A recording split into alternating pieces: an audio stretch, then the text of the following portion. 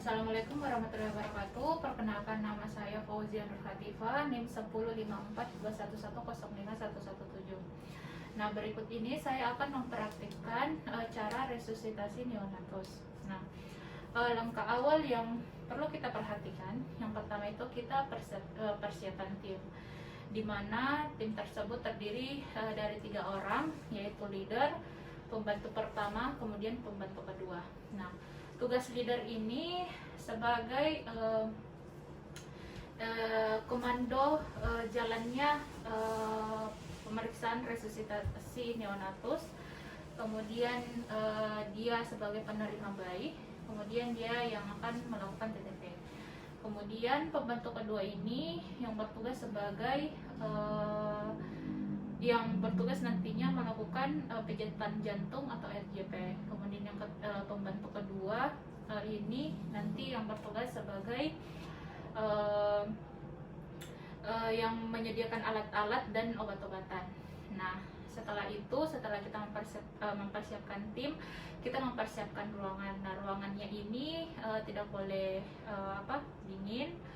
Kemudian harus ada jam dinding. Kemudian ruangannya ini harus tertutup. Nah, setelah itu kita menyediakan alat dan bahan, yang dimana itu yang pertama itu ada manikin bayi, kemudian ada sepasang handscoon, kemudian ada balon suction, kemudian ada amubag yang sudah terhubung dengan oksigen, kemudian ada kain 3 lapis. Gunanya kain itu, yang kain pertama ini sebagai pengering untuk bayi, kemudian kain kedua itu sebagai bantalan bayi, kemudian kain ketiga itu sebagai selimutnya bayi nantinya. Nah, setelah itu kita juga membutuhkan lampu sorot guna penghangatan bayi, menggantikan informer. Nah, setelah itu ketika semua alat dan bahan sudah disediakan, terlebih dahulu kita mencuci tangan.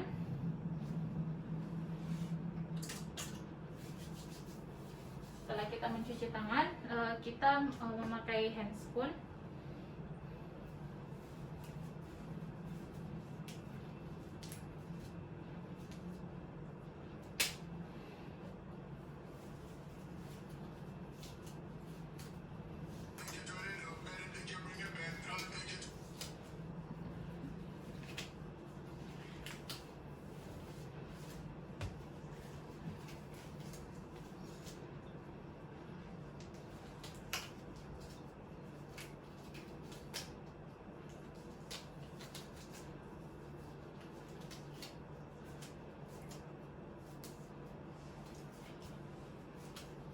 Setelah kita memakai handscoon, kita bersedia menerima bayi. Setelah itu ketika kita menerima bayi, ada 3 pertanyaan yang harus kita jawab dengan cepat. Yang pertama, apakah bayi tersebut cukup bulan? Kemudian apakah bayi ini bernafas atau mendengar? Kemudian apakah bayi ini otot tanusnya itu bekerja dengan baik atau tidak? Jika semua jawabannya ya, kita letakkan bayi, kemudian kita hangatkan bayi dari kepala, kita hangatkan, kita keringkan, kemudian kita berikan bayi ke dada ibunya agar diberikan ASI. Nah, jika ada salah satu dari pertanyaan yang menyatakan tidak, kita langsung menghangatkan bayi dengan lampu sorot pengganti dari informer. Kemudian setelah kita hangatkan, kita mengambil balon suction untuk membersihkan jalan nafas bayi dengan cara kita tekan, kemudian kita masukkan ke dalam mulut, bayi, kemudian kita lepas, kita buang. Kita tekan, kita masukkan dalam mulut, kemudian kita lepas, kita buang. Begitu juga pada hidung kiri dan kanan pada bayi. Kita tekan, kita masukkan, kita lepas, kemudian kita buang. Kita tekan, kita masukkan ke dalam hidung, kita lepas, kemudian kita buang. Nah, setelah itu kita keringkan bayi, kita keringkan di mana tangan kita berada di bawah kain. Kita keringkan mulai dari kepala, kemudian kita keringkan sampai di bagian kaki. Kemudian tidak lupa juga kita membalikkan bayi, kemudian kita keringkan dengan sudut kain. Kita keringkan, kemudian kita sisipi di sudut kain tersebut di bawah bayi. Kemudian kita balikkan bayi lagi, kemudian kita keringkan dan kita tarik kain pertama.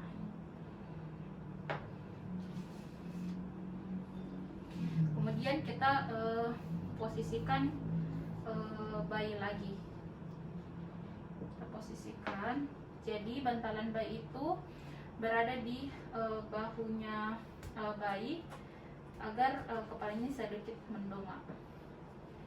Nah, setelah itu kita nilai bayi apakah pernapasannya sudah normal atau tidak. Kalau normal, kita lakukan perawatan pasca resusitasi. Kalau tidak, kita menghitung frekuensi jantung dari bayi. Caranya itu dengan kita mengambil amubag yang telah terpasang di oksigen.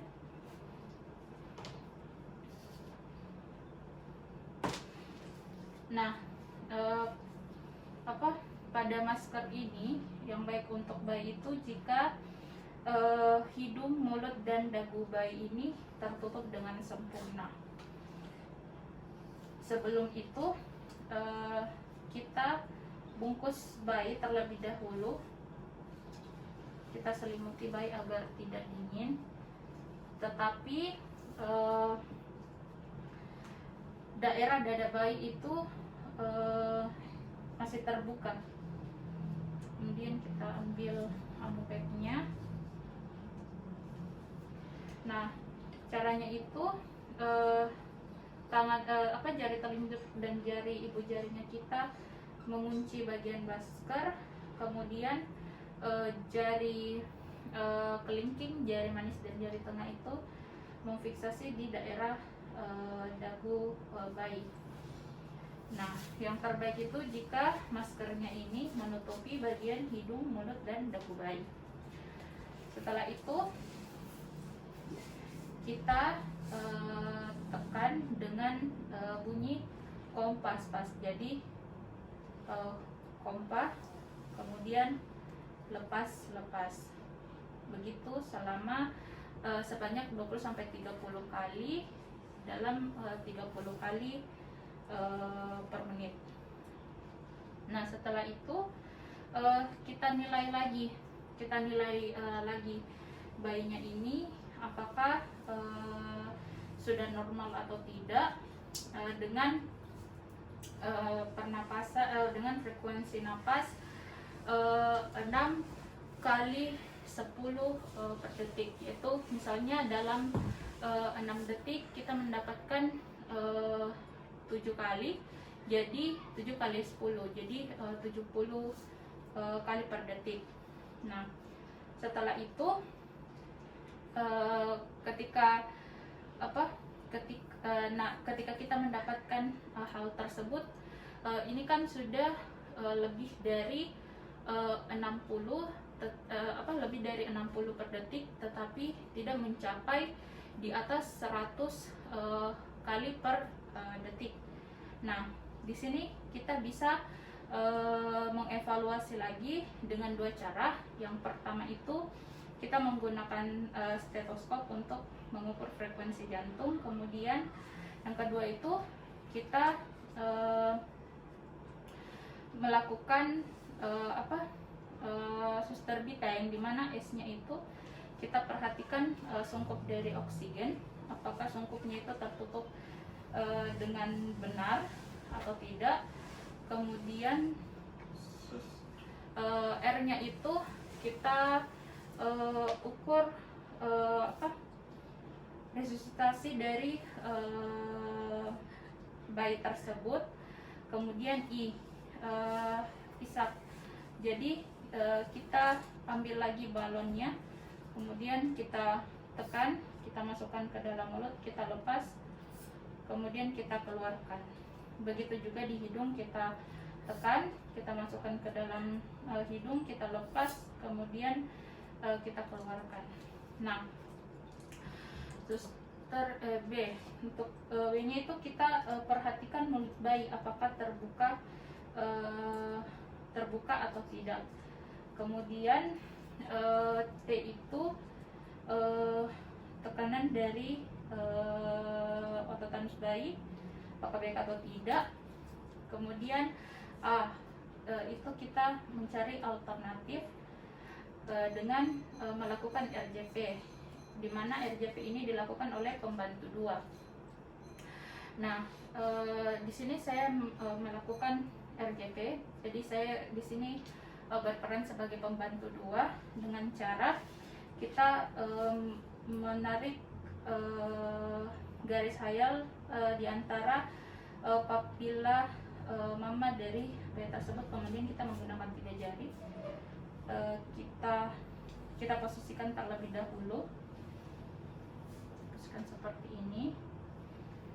Kemudian kita menggunakan 3 jari, kita tekan. Ini sebanyak 3 banding 1. Jadi pijat jantung 3 kali, kemudian kita TTP 1 kali.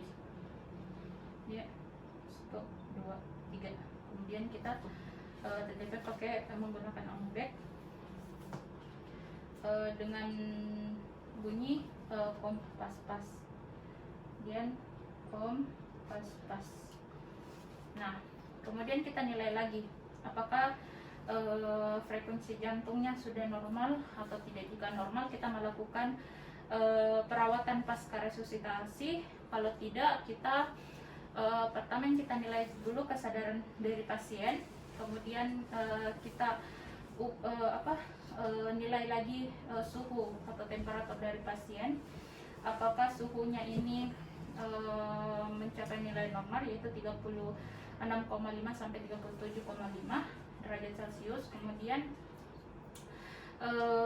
T-nya itu tekanan dari frekuensi jantung tersebut. Kemudian kita memberikan juga dukungan emosional terhadap ibu pasien. Nah, baik, itu saja yang mungkin saya bisa jelaskan. Terima kasih. Assalamualaikum warahmatullahi wabarakatuh.